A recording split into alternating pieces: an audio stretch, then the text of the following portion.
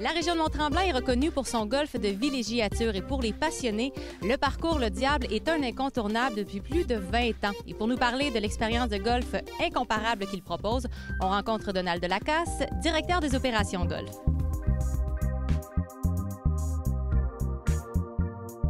Le parcours est ouvert depuis 1999, a été dessiné par deux architectes de renom, Michael Ersden et Dana Fry, donc des gens qui ont quand même travaillé beaucoup au Canada et aussi aux États-Unis. L'expérience au Diable est vraiment unique. Je pense qu'on a un terrain qui a un design que certains appellent un petit peu style Arizona, donc avec beaucoup de fosses de sable naturelles. Puis ce qui est vraiment remarquable, il y a une grande partie du terrain qui a été fait à même une plantation de pins. Donc on retrouve beaucoup de terrains qui sont sculptés à travers cette plantation avec, sur 7 trous, là, on retrouve des fosses de sable naturelles qui vont du départ jusqu'au vert, qui donnent vraiment beaucoup de défis à tous les golfeurs. Il y a plusieurs trous vraiment uniques. Moi, j'aime penser que la combinaison 1, 2, 3, c'est un peu le Amen Corner de Tremblant. Donc, c'est ça qui va faire qu'on va avoir une bonne ou une mauvaise ronde. Donc, c'est vraiment facile de sortir avec un plus 2 sur chaque trou, donc double bogey.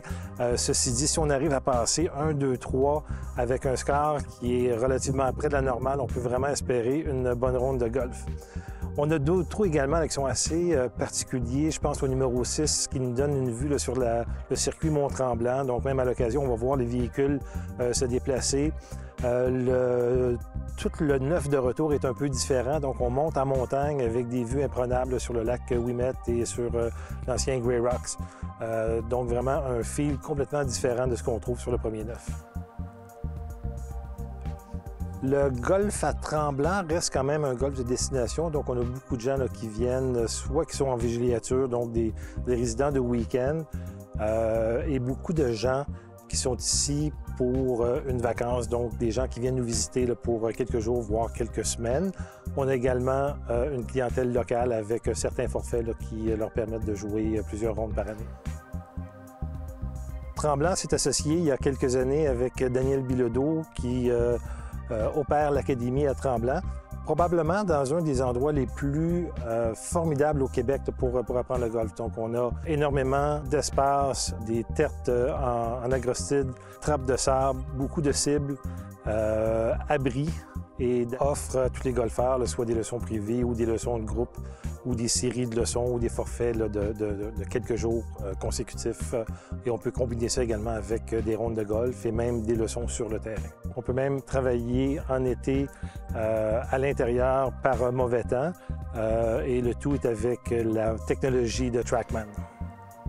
On a dessiné le Diable en prenant pour acquis que le clubhouse, le pavillon, c'était le village à Tremblant, non pas ici sur le site. Donc, on invite vraiment nos golfeurs à vivre l'expérience Tremblant. Donc, on joue notre ronde ici, puis par la suite, on a multitude d'activités, de restaurants, de choses à faire à la base de la montagne. Je pense que les gens, quand ils terminent de jouer, adorent l'expérience parce qu'encore une fois, c'est quand même relativement unique comme design. Il faut être prêt, par contre, à laisser un petit peu son orgueil de côté. Donc, c'est un terrain qui est relativement difficile. Et un des conseils que je donnerais aux gens, si on veut avoir vraiment une bonne journée, c'est d'être assez honnête et de choisir les bons tertres de départ. Donc, c'est un terrain là, qui offrait à l'origine 5 tertres, puis on a étendu ça à 7 tertres de départ.